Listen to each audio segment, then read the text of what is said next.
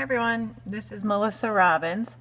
I wanted to show you some of the data that I have collected using my data probe. It's a temperature probe, and so what I've decided to do with it is I've been collecting data about the reptile habitats, the temperatures of their tanks. It's very, very important to monitor and maintain the correct temperatures for each kind of reptile. They all have different requirements. And so this temperature probe has been very useful. So I wanted to show you some of the data that I've been collecting and then look at some different ways that I can have the students use this data. And they're also going to be helping me to collect this data. So as you can see, these over here, these are all the reptiles in the classroom.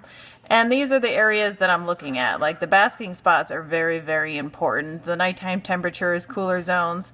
Here's the dates. I'm trying to collect about twice a week. And then here's all the temperatures, and these are in degrees Fahrenheit. So then the question is, what can the students do with this data? So one thing that I am looking at, for instance, if we look at Bearded Dragon 1, his name is Bill. He's very, very sweet. So I'm going to go up and let's look at a way to graph this data. Okay, so I'm going to look at a column graph. How about like this? Okay. So what does this tell us right here? What I am looking for are basically inconsistencies. I would love to see a straight line going all the way across to tell me that the basking zone has been exactly the same every single time I check. Maybe a bar graph is not the way to go. I could try to even do this. Let's change this. I said I wanted to see a line, so let's try it as a line.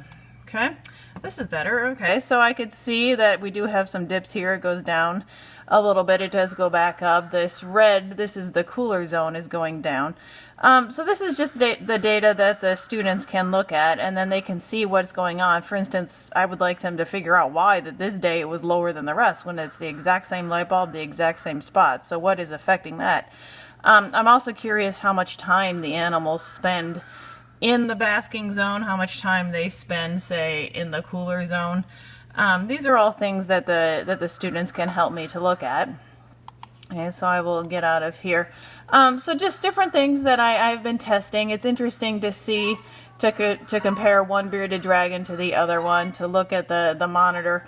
These guys, they need very, very hot temperatures. You can see we're up to 106 degrees here, and that's very hot.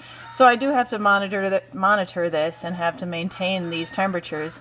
A cold-blooded animal, they have to have a hot spot, but also it can be too hot. And anything under 70 can also be very, very dangerous for them.